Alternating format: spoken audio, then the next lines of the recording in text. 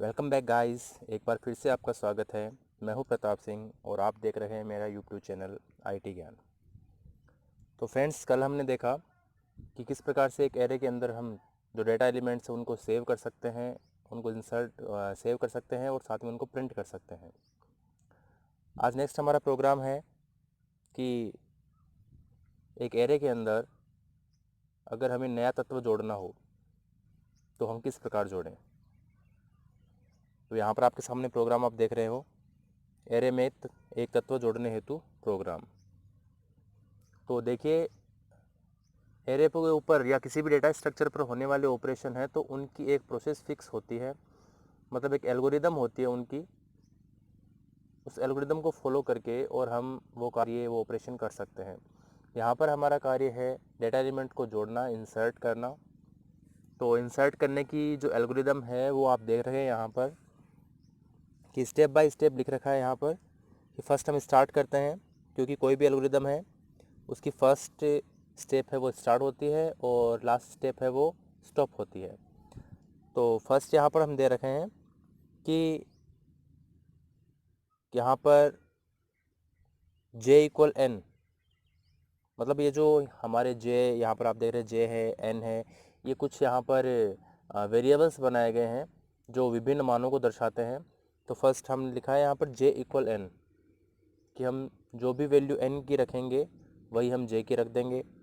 उसके बाद में n इक्वल n+1 करेंगे।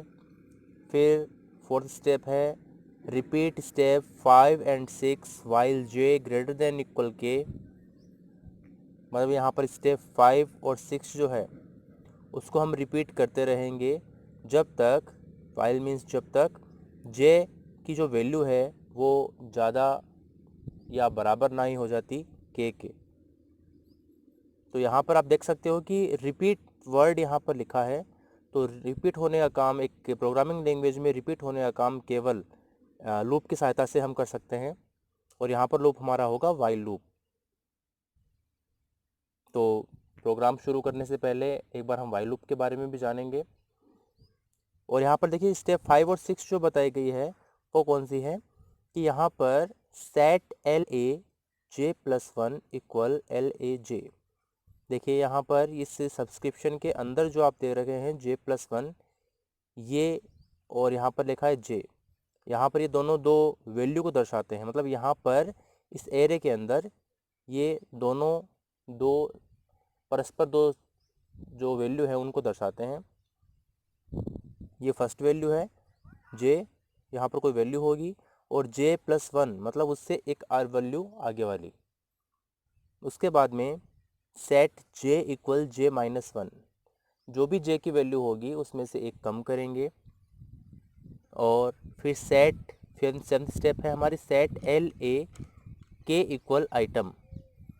इट मीन्स यहाँ पर जो k दे रखा है ये k उस स्थान को दर्शाता है यहाँ पर जिस स्थान पर हमें नया तत्व या एलिमेंट जोड़ना है, और आइटम में वो तत्व होगा जिसको हम जोड़ना चाहते हैं।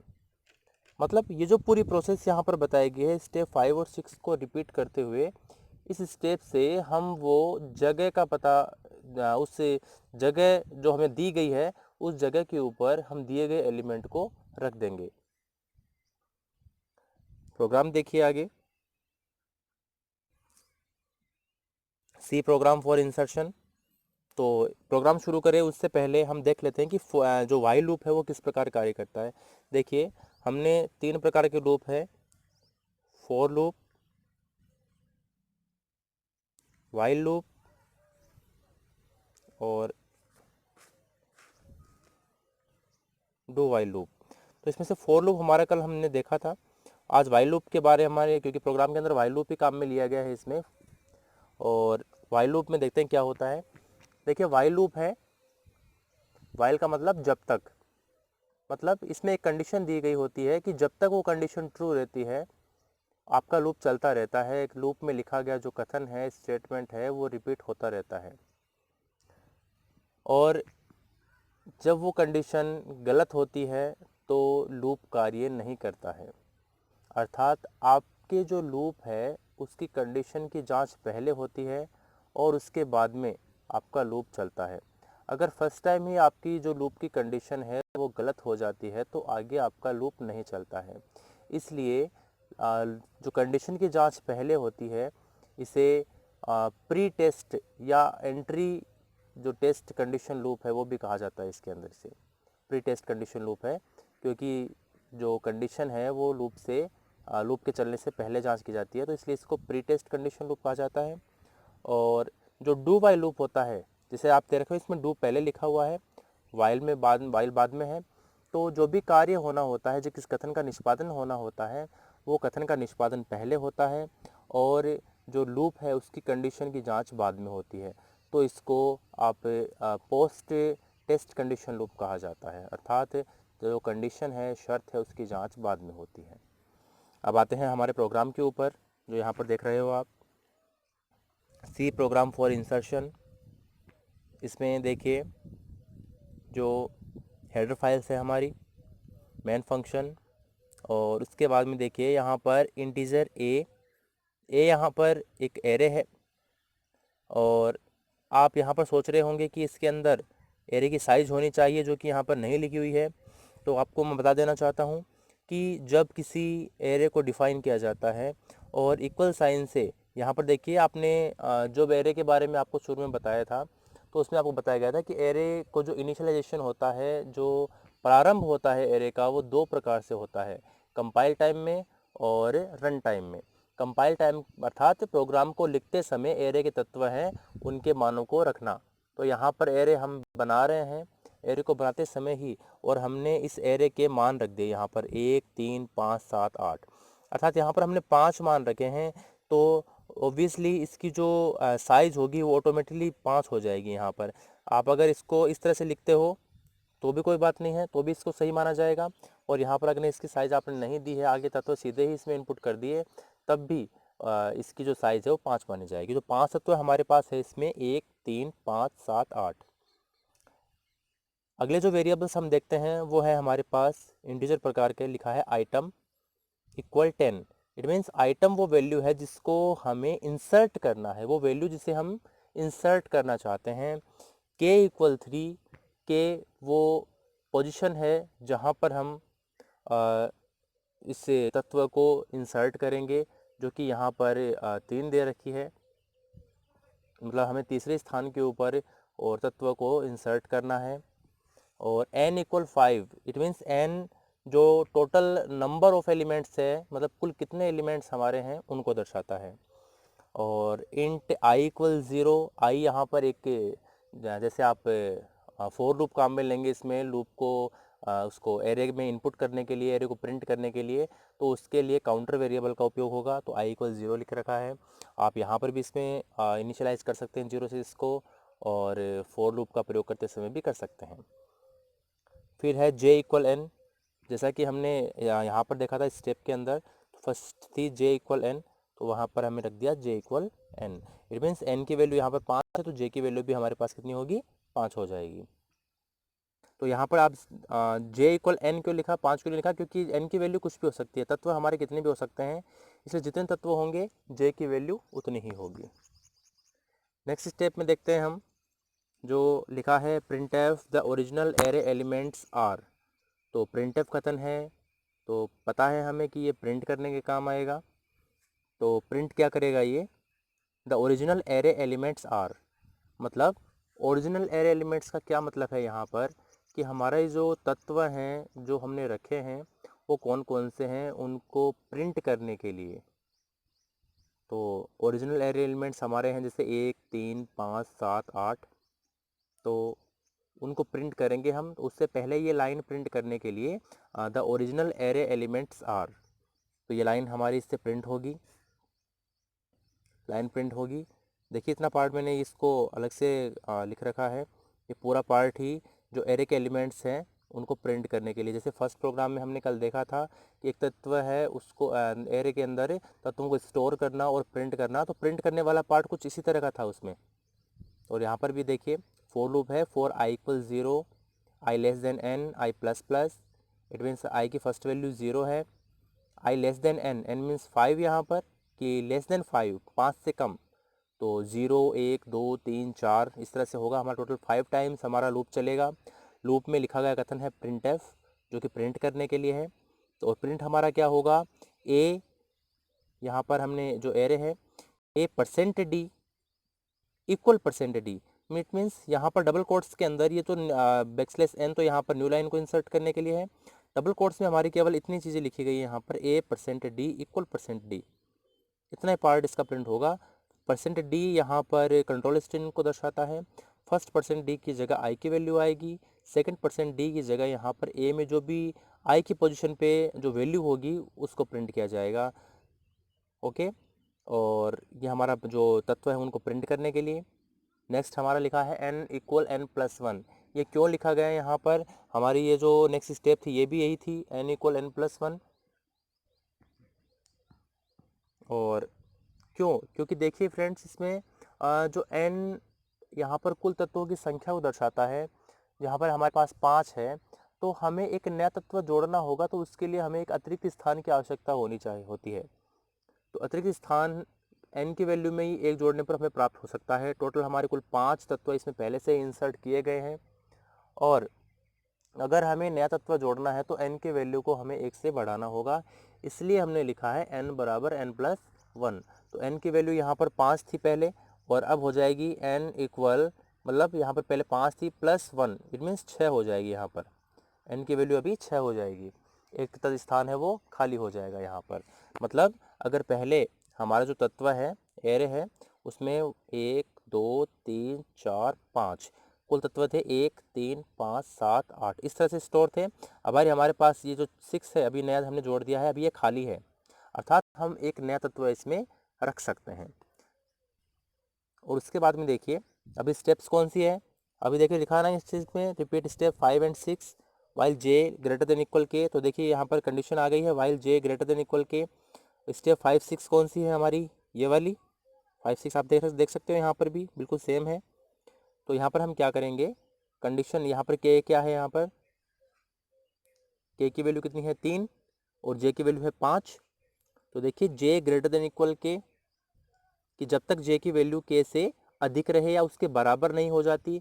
तो देखिए जे की वैल्यू 5 है, के की वैल्यू यहाँ पर 3 है, तो जे की वैल्यू के बराबर या के से अधिक रहे तब तक ये लूप चलता रहेगा। देखिए यहाँ पर लिखा है ए जे प्लस 1 इक्वल ए जे, मतलब यहाँ पर ये दोनों जो सन्निकट कोई भी जो तत्व हैं उनको दर्शाता है। जैसे अगर ए जे लिखा हुआ है यहाँ पर, ये पहला तत्व आप मान सकते हो जैसे 1 है, और ए जे प्लस 1 ये हो जाएगा इससे आगे वाला तत्व कौन सा 3 हो जाएगा यहाँ पर, ठीक है। और ऐसे ही और आगे हम देखेंगे इसमें कि जैसे फिर नेक्स्ट जो जे है वो और आगे इसमें बढ़ेगा, तीसरे स्थान पर जैसे 3 हो जाएगा, उसके बाद में जे प्लस 1 इससे आगे वाला जैसे 5 है, फिर जे 5 के स्थान पे हो जाएगा, जे प्लस 1 7 के स्थान पर हो जाएगा, और जो जे है फिर वो 7 के स्थान पे आ जाएगा, और जे प्लस 1 है वो 8 के स्थान पे आ जाएगा। इस तरह से मतलब एक वो पोजीशन जो हमें दी गई है, मतलब जो के की पोजीशन है जो जिसमें 3 दी गई है उस पोजीशन के स्थान पर हमें खाली करना है उसको। तो देखिए जो एरे है उसमें एरे, और देखिए हमारे एरे 0 से शुरू होता है और हमारी गिनती 1 से शुरू होती है। हमें इसमें स्थान दिया गया है तीसरा, इट मीन्स इसमें तीसरा स्थान का मतलब कौन सा है कि 0 1 2, मतलब 0 1 2 हमें 5 के स्थान पर हमें जो 10 दिया गया है इसको हमें 5 के स्थान पर रखना है। और क्या करना होगा, ये यहाँ पर ये जो 8 है इसको हम इस खाली जगह में रखेंगे, फिर 7 8 की जगह आ जाएगा, 5 7 की जगह आ जाएगा, और 5 का स्थान हमारा खाली हो जाएगा। यहाँ पर 5 का स्थान खाली हो जाएगा, और 5 का स्थान किसको दर्शाएगा, के को, क्योंकि तीसरा स्थान है के इक्वल 3 लिखा है यहाँ पर, के अभी 5 के स्थान को दर्शाएगा तीसरे को। और देखिए जे इक्वल जे माइनस 1 ये क्यों लिखा है यहाँ पर, क्योंकि जे की वैल्यू थी 5 ग्रेटर देन इक्वल के, तो जे माइनस होकर ही और के जो इक्वल जा सकता है, जैसे 5 4 3, तो 3 हो गए यहाँ पर, 3 स्थान मतलब यहाँ पर 0 1 2 इसी स्थान पर आ गए। अभी ये स्थान अभी के का है, तो हम देख सकते हैं कि के स्थान पे अभी आ गए हम। अब के स्थान के पर क्या लिखेंगे, अभी के इक्वल आइटम में कितना था 10, के का स्थान हमें मिल गया, उसकी जगह हम 10 इस वैल्यू को इनपुट कर देंगे। ओके, तो क्या होगा, हमें नया जो तत्व हमें प्राप्त होगा वो कौन सा होगा, वो इस तरह से हो जाएगा 1 2 3 4 5, 1 2 3 4 5 6।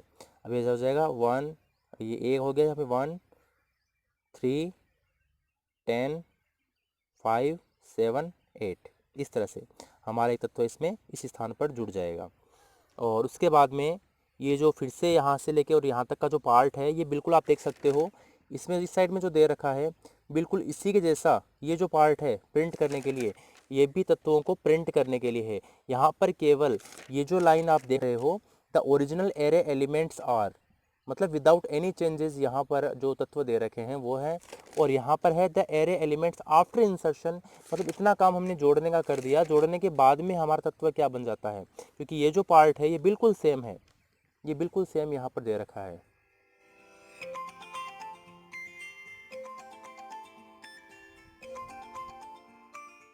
तो फ्रेंड्स इसमें आप देख सकते हो कि ये दोनों जो पार्ट है यहाँ पर, ये जो प्रिंटफ का पार्ट है फॉर लूप का, यहाँ पर ये दोनों पार्ट तत्वों को प्रिंट करने के, डेटा एलिमेंट्स को प्रिंट करने के काम आते हैं।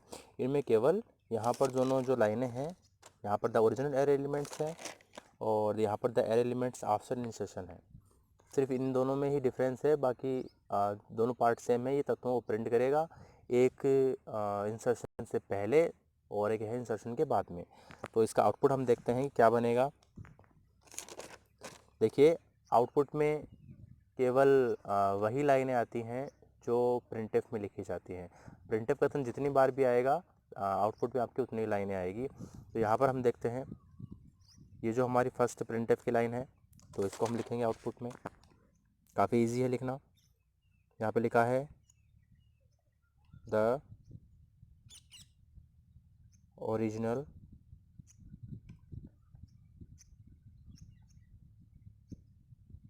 एरे एलिमेंट्स आर, और उसके बाद में ये फर्स्ट लाइन हो गई हमारी।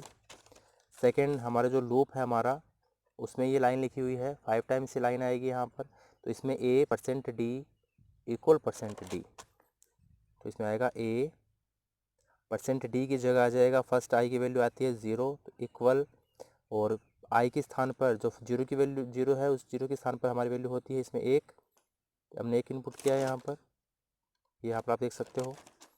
और फिर सेकंड लाइन आएगी सेकंड टाइम यहाँ पर 3 5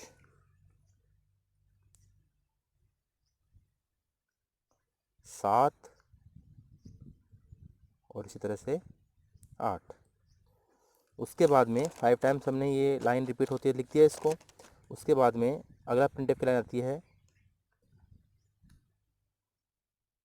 the array elements after insertion, और इसमें लाइन फिर से यही लाइन रिपीट होगी यहाँ पर, केवल एक इसमें जो तत्व जुड़ चुका है वो भी इस बार प्रिंट होगा साथ में। तो इस बार हमारे तत्व हो गए हैं 6, तो फर्स्ट में आएगा 1, दूसरे स्थान पर 3, तीसरा स्थान जो हमें के की वैल्यू दी गई थी उसके स्थान पर अभी 10 हो गया है, तो वहाँ पर आ जाएगा 10, उसके बाद में 5, फिर 7 और लास्ट आ जाएगा 8। तो फ्रेंड्स इस तरह से हमने देखा कि एक एरे के अंदर किसी भी नए डेटा एलिमेंट को किस प्रकार से स्टोर किया जाता है, उसको इंसर्ट किया जाता है। तो बने रहिए हमारे साथ में।